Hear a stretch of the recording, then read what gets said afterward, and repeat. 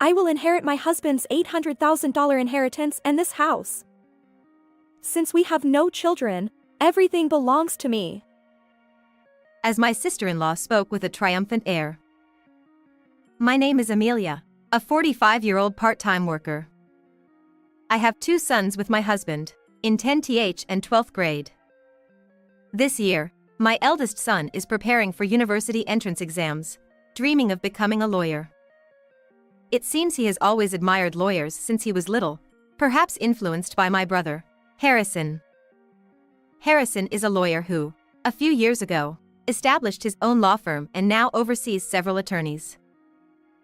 Growing up, my eldest son observed Harrison closely.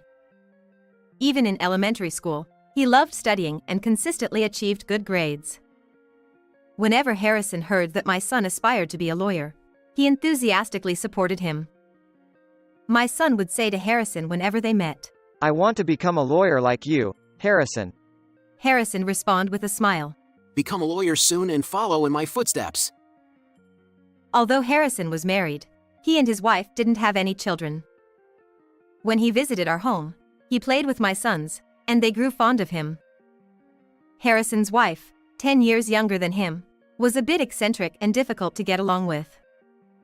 We rarely had the chance to converse with her. Both Harrison and I lost our parents early in life. When I got married, Harrison stepped in as a parental figure for me. After my marriage, Harrison also tied the knot. When we learned that Harrison was marrying a younger woman, my husband and I teased him. However, meeting Harrison's fiancée in person left us surprised by her perpetually unhappy expression. Considering she was about to marry Harrison, we expected her to be cheerful, but instead, she glared at us with a stern face. In front of them, we would say things like, "You two make a lovely couple." But when we were alone with my husband, our true feelings surfaced. Why is she so grumpy when the marriage is already decided? My husband agreed, looking concerned. Not the most pleasant bride-to-be, huh? Despite our worries, Harrison married his 10 years younger fiancée. Just before the wedding, Harrison purchased a single-family home, and we celebrated together with our still young children. Certainly, Harrison, who manages a law firm, lives in an impressive house. However, we couldn't see my newlywed sister-in-law anywhere. My husband playfully teased Harrison. Harrison, has your wife already run away? Of course, my husband meant it as a joke, but when we saw Harrison's stern expression, both my husband and I felt uneasy. According to Harrison, my sister-in-law tends to return to her parents' home whenever something happens. On that day, she was staying overnight to celebrate her mother's birthday. Feeling regret for our ill-timed comment, my husband hung his head. But then, Harrison addressed us with a serious expression. "If I can't have children, would you consider adopting one of your 2 kids?" Given that Harrison had just gotten married, we assumed he was joking. However, he looked dead serious. Caught off guard, I couldn't respond, but my husband replied with a smile. We don't know what the future holds. Let's discuss it if the situation arises. If it's okay with our kids, feel free to choose whichever one you'd like to adopt. My husband didn't seem to take it too seriously, but I couldn't help but worry, not just about the adoption, but also about how well things were going between Harrison and his wife. Although it wasn't my place to interfere in Harrison's marital issues, I felt a vague sense of concern. After that incident, our family continued to visit Harrison's home, and he occasionally visited ours. However, my sister-in-law was always absent, and Harrison never mentioned her. I refrained from asking about her. Over a decade had passed since Harrison's marriage, and we had almost forgotten about my sister-in-law's existence. This year, my eldest son achieved his dream of being accepted into the university's law school. When Harrison came over to celebrate, he brought up the topic of adoption again. "I've mentioned this before, but could you consider adopting one of your kids?" Since Harrison and his wife still hadn't had children, he expressed a renewed interest in adopting one of ours. Unlike the last time, when they had just married, this time Harrison seemed genuinely serious. Even so, my husband responded nonchalantly. Wouldn't it be better to choose our eldest son, who dreams of becoming a lawyer? My husband's words were casual, but considering the significant impact on our sons' lives, I pondered carefully. Although it would be going to their Uncle Harrison's home, I wondered if my sister-in-law might be uneasy about it. I asked Harrison directly because I was worried that my sister-in-law might treat my sons, who aren't her biological children, indifferently. I gathered my courage and inquired, "Is my sister-in-law also in favor of adopting a child?" Harrison responded with a wry smile. Honestly, you don't need to worry about her. We've already discussed it. Hearing that the matter had been settled, I felt relieved. However, we couldn't make an immediate decision, so we decided to consult with our two sons.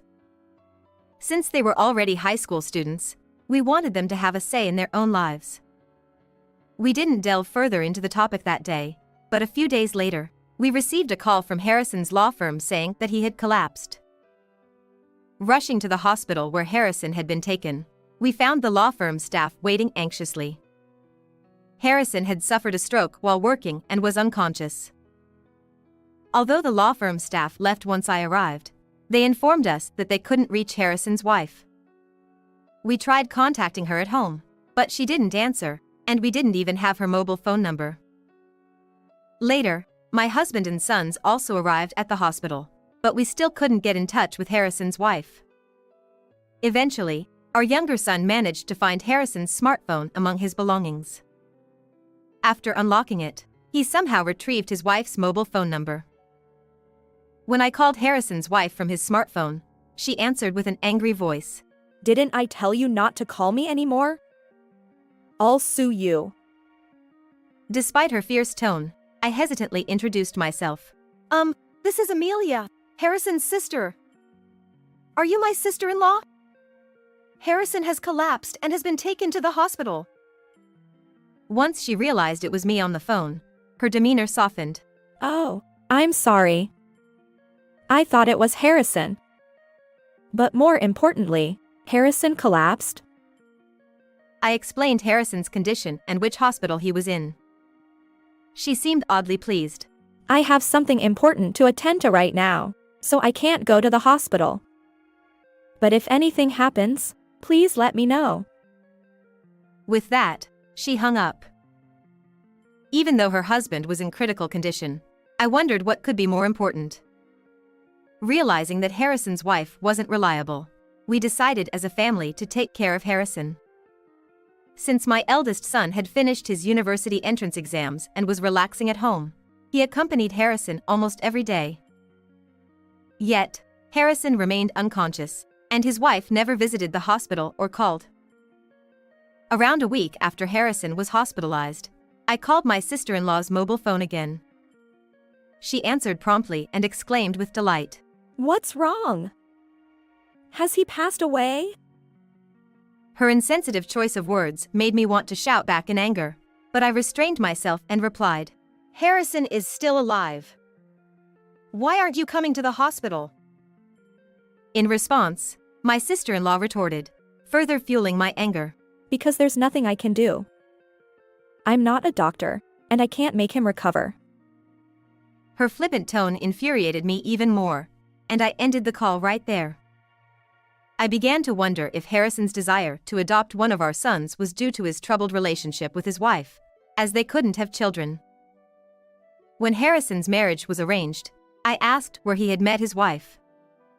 He mentioned that they were introduced through a marriage agency. Perhaps his wife had married him with the intention of securing a comfortable life, knowing he was a lawyer. This thought fueled my anger further. When I discussed it with my husband, he revealed something even more unsettling. If Harrison passes away, all of his assets, given that he has no children, will go to that wife of his? Recently, during the celebration of our eldest son's acceptance into university, Harrison had earnestly discussed adoption. It seemed he was considering inheritance matters. At that time, I regretted not finalizing the adoption decision. Now, it was too late. After Harrison left, I subtly broached the topic of adoption with our two sons. Surprisingly, our younger son expressed enthusiasm about being adopted. Unlike our eldest son, who had clear goals, our younger son seemed to believe that being Harrison's adoptive child would lead to an easier life. Although I thought our eldest son, who admired Harrison, would also want to be adopted, his response caught me off guard. As the eldest son, I'll take care of mom and dad, so I don't want to be adopted. While I was pleased with his answer, I still felt strongly that our eldest son, who aspired to become a lawyer, was the most suitable candidate for Harrison's adoption. It frustrated me that I couldn't proceed with the adoption process while Harrison remained unconscious. Although I didn't desire Harrison's inheritance, I had no intention of handing over a single cent of his assets to his wife, who seemed to be waiting for his demise. All we could do now was pray for Harrison's recovery, but unfortunately, his condition did not improve. A few days later, Harrison passed away. Reluctantly, we decided to inform his wife. Harrison has passed away. Can we hold the funeral ourselves? When my sister-in-law, who had been waiting for news of Harrison's passing, responded cheerfully, she said, I leave it all to you. Don't make me the chief mourner. I don't want to deal with the hassle of greetings. As I was about to lose my temper, my sister-in-law promptly hung up the phone. In the end, my husband and I took care of the funeral arrangements. The lawyers at the firm also helped us. My husband was worried about the future of the law firm, but Harrison had already made solid plans. Although he was the lead attorney, he entrusted the management of the firm to someone trustworthy, ensuring its smooth continuation as a corporate entity. Many people attended Harrison's funeral, and we truly understood his greatness. Our sons also helped during the funeral, but when they saw prominent figures like CEOs and politicians arriving, our second son felt genuinely frustrated. I should have become Harrison's adopted son. I never realized he was such an extraordinary person. While our eldest son rolled his eyes at his brother's words, my husband and I empathize with our second son's feelings. As the chief mourner, I officiated the funeral, and surprisingly, no one questioned my sister-in-law's absence. Perhaps not many people knew that Harrison was married. It seemed like only our family was aware. Harrison and his wife had skipped a wedding ceremony and opted for a honeymoon instead, so even relatives might not have noticed. Sometimes, I regret getting married in situations like this. Despite Harrison's passing, his absent wife wasn't necessary at the funeral. Instead, I couldn't help but regret not adopting our second son sooner, especially considering that she would likely take all of Harrison's assets. Thanks to the assistance from the law firm, Harrison's funeral concluded successfully, and we invited everyone to Harrison's home for a meal. Thanks to all of you, I believe Harrison can rest in peace. As my family and the lawyers sat solemnly, my flamboyant sister-in-law arrived, seemingly timed to coincide with the end of the funeral. I approached her. What are you doing here now? Do you need something from us? With a beaming smile, my sister-in-law loudly declared, I'll inherit my husband's $800,000 estate and this house.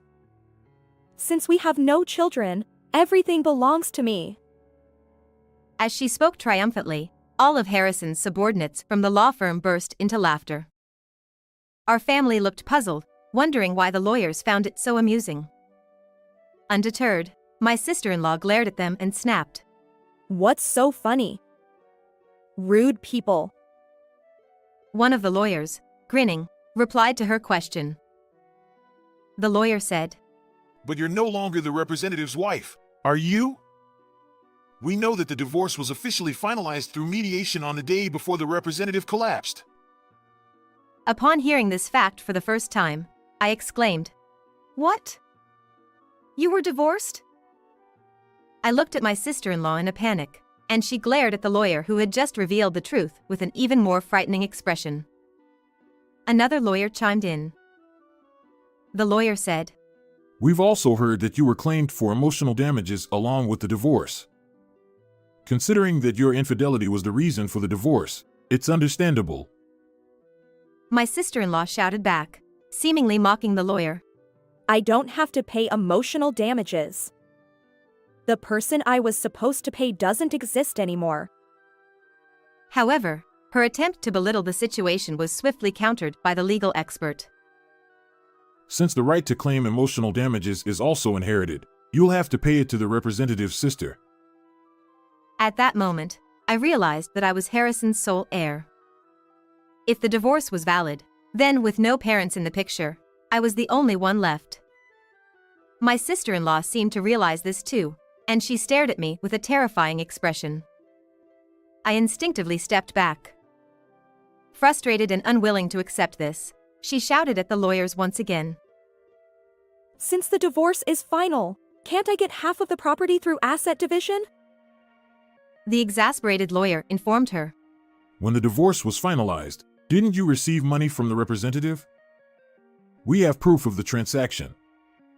Besides, this house was purchased by the representative before the marriage, so it's not subject to asset division. Watching my sister-in-law being outmatched by the lawyers was quite entertaining. She seemed to recall something and, with a hint of laughter, blurted out. But there's still life insurance. I should still be the beneficiary. Amidst this tense atmosphere, my sister-in-law's calm demeanor impressed me. She had confidently claimed to be the beneficiary when she changed the life insurance recipient upon marriage. However, the lawyers promptly refuted her claim. Given the representative's responsible nature, we believe he changed the beneficiary when the divorce was finalized. As instructed, I searched through Harrison's valuables and found the life insurance certificate. My sister-in-law tried to snatch it from me, frantically checking the recipient. But her shoulders slumped when she realized it was still me. With nothing left to gain, she couldn't help but voice her true feelings. Being married to a lawyer, I thought I'd get a fortune, but I ended up with so little. And now, I have to pay emotional damages too. What a colossal failure! The stern-faced lawyer had a retort ready for her. The representative said the same thing. He regretted relying on a marriage agency. He said it was a big mistake. Harrison never told me anything like that, but he was honest with his colleagues and subordinates. The sister-in-law had nothing to say and left Harrison's house with her back bent. After that, the sister-in-law seemed to have agreed to pay the alimony in installments, but she had no job and had to look for one urgently. But she didn't seem to have worked seriously before, and she quit soon. She registered with a marriage agency again to find a rich man and get money easily. She tricked a man into giving her money by saying she needed it for the wedding, but he soon realized and reported her to the police. Harrison's subordinate lawyer told me that the sister-in-law was arrested for marriage fraud. To be honest, I didn't receive any alimony from her. When I went to check with the lawyer about it, that's when the story came up. The lawyer told me with a disgusted face. She's been arrested, so I don't think you'll get any alimony for a while. I didn't care about the alimony. I felt better knowing that the sister-in-law got what she deserved. I think Harrison would have wanted that too. I wanted the police to thoroughly investigate her other crimes and give her a heavy sentence in court. Unexpectedly, I inherited Harrison's property. My whole family moved to the house that Harrison left behind. We used to live in a rented apartment, so we were all very happy to live in a house. We all followed in Harrison's footsteps, but my eldest son studied harder than ever and worked hard to become a lawyer. He admired the lawyers who defeated the sister-in-law even more. He couldn't become an adopted child, but I hope he inherits Harrison's will and becomes a great lawyer like him. Only my second son was angry that I inherited all of Harrison's property and regretted it. I should have been Harrison's adopted child. Then I could have inherited everything. I smiled at my second son, who was joking half-heartedly. How did you like this story? Please subscribe to our channel. See you in the next video.